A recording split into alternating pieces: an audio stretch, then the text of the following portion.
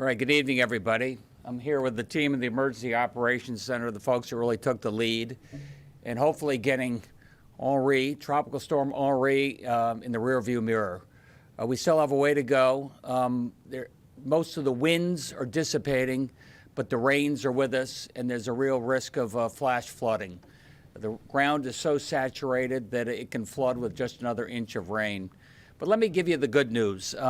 The good news is that if we have 28,000 folks still without power, I've had strong assurances from Joe Nolan and Eversource that the overwhelming majority, 90+%, will have their power restored by this time tomorrow. If there's some that take a little bit longer because they're at the end of a long road or a big tree has come down, it takes a bit, they're going to get everything done over the next 2 to 3 days.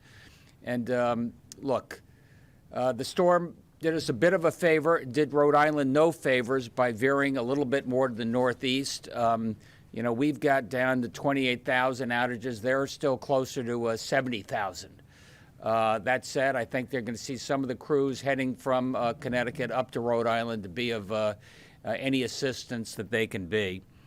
We had 6,500 beds filled with utility workers last night. I want to say a lot of folks came from all over the region, and it was better to be, over-prepared than under-prepared.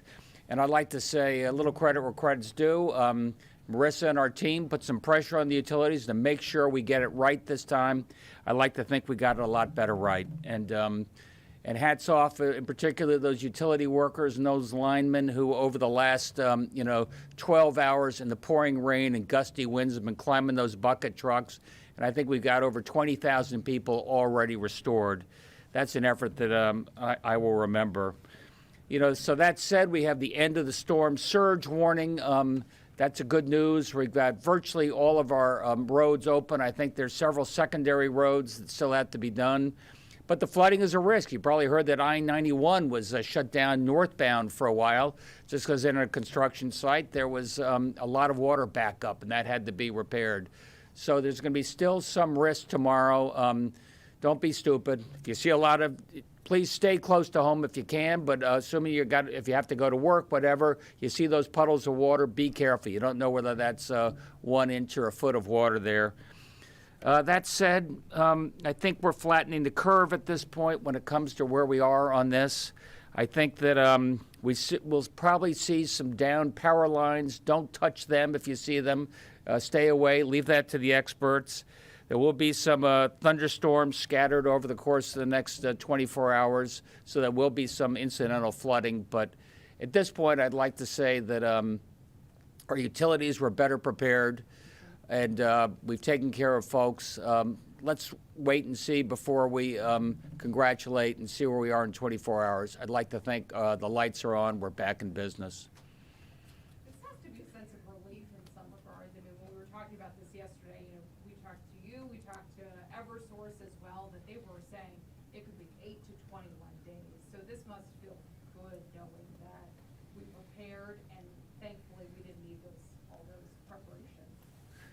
Yeah, two things. I mean, I said, look, don't overpromise and underdeliver. Do the opposite. But they scared us with that 21-day stuff. I know that's a regulatory thing. It's going to be closer to 3 days, starting from earlier today. So I think that's incredibly positive. They got extra crews on the ground. In part, we said you have to have extra crews on the ground. We're not going to accept what happened last year this year, and that's made a difference. And then our hearts go out to Rhode Island because they got hit pretty hard. Can you address some of the flooding issues? I mean, obviously we've had a lot of rain this summer. The ground is saturated. We've seen some of the streets. There's no doubt it's going to take a while. Some of those roads may actually collapse or buckle because of all the water. That's exactly right. I mean, we had so much water over the last 10 days, and this on top of it, and then what we're going to have tomorrow. Look, it's a reminder what we mean by resiliency. When Deep talks about it, I didn't quite exactly know what it meant, except we have a lot of parking lots and water flows, and there's no place for it to flow. And that's why it's so important that we be very careful. Our substations are often at risk. You know, most of the wealth of the state of Connecticut is in waterfront communities or along the shore, including the electric substations for United Illuminating. So we have to be extraordinarily careful about that. And that's one of the things that wetlands do. They absorb a lot of the water. They are a drainage system for us. So strategically having them is important as well in terms of resiliency in the future. And you had mentioned earlier that you want to work with Rhode Island to help them in any way, and they help you. Is this a FEMA issue? Will you be asking for any kind of funds? And what will you be doing for Rhode Island, and what will they be doing for us? Rhode Island, talk to the utilities, but we had folks coming from everywhere from Texas to Maine to help out Connecticut when we thought we were going to be the eye of the storm. And if Eversource and UI think they have some crews that could be helpful to Rhode Island, I've been on the phone with the governor of Rhode Island. We're going to do everything we can to help them. You look, in terms of FEMA and the additional monies, as you know, the president's given us the emergency declaration. That's providing some preliminary support now, and we're going to ask our municipalities to quantify what they think their Henri-related expenses are and see what type of a compensation we can get them. Something that we were talking about yesterday was, I know that we were talking about the EOC having, the search and rescue teams available, goodness forbid, people got stuck. I know that there was flooding. Were any of those teams utilized? Did it overwhelmingly seem like people abided by these evacuation orders and recommendations? Who wants to take that? Brenda or James? Or? Thank you. Presently, we have 2 members of the search and rescue team out headed towards Bolton to review a downed bridge on private property. So that's one of the aspects. We're also going to try to hold on to these teams for a little longer and through tomorrow until the thunderstorms and the runoff, and we can be sure that we won't have flash flooding and have to rescue people. Governor, obviously, the storm that got the utilities in all that trouble was a different animal, 700,000 outages. So, how do you analyze the utilities' performance? What are the metrics? Are you going to be looking at how many people they had in advance? That was one of the criticisms last time. So, what's the approach? Because these are obviously 2 very different storms. Well, yeah, the jury's still out, first of all. Let's wait 48 hours and see whether the proof of the pudding's in the eating. But look, you know my feeling. I don't like the idea of utilities just they live on a pass-through cost.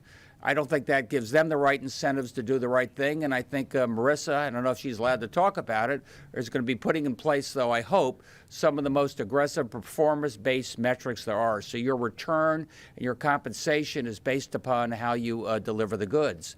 And some of that is tied to the severity of the storm. Some of that's tied to the number of people you have on the ground. But most of it's tied to getting people's power back up and operating. But, Marissa, do you want to? Yeah, and on both. But one thing I do want to add, Mark, is that the legislature in PURA put into place benchmarks and metrics for the utilities to follow, and they're following them, and that's why we're in this good place. Marissa? Thank you. Thank you. To the Lieutenant Governor and Governor's point, that's absolutely right. I think what we saw through this storm is we saw the utilities leaning in and preparing with the best resources that they could for the best forecast that we were seeing. The planning criteria that was widely discussed yesterday of 8 to 21 days, certainly that we recognize that inspired some concern from residents, but really what that is planning criteria that suggests that if they have X number of damaged spots and X number of outages, that's what we're looking at. And to avoid a situation like that, they have to pre-stage resources in a way that they did not before last tropical storm.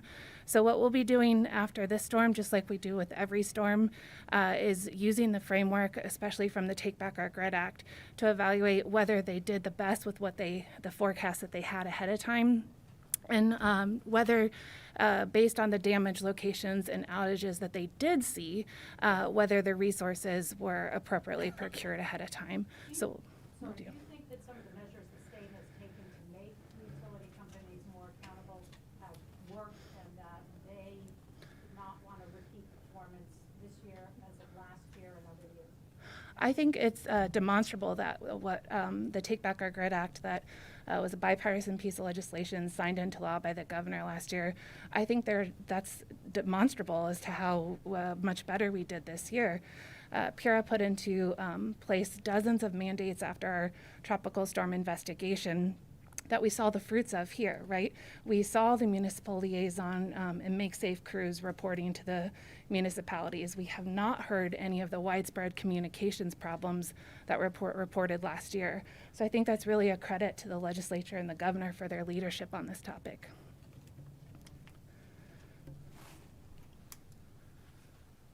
Yeah, I'll only add that Susan and I have had, several municipal calls with every single municipal leader and given a basic presentation, asked who has questions, and very, very few questions. That says to me that the regional operating centers, with a close liaison with the utilities, they're answering those questions and getting responses at the local level, which is just great.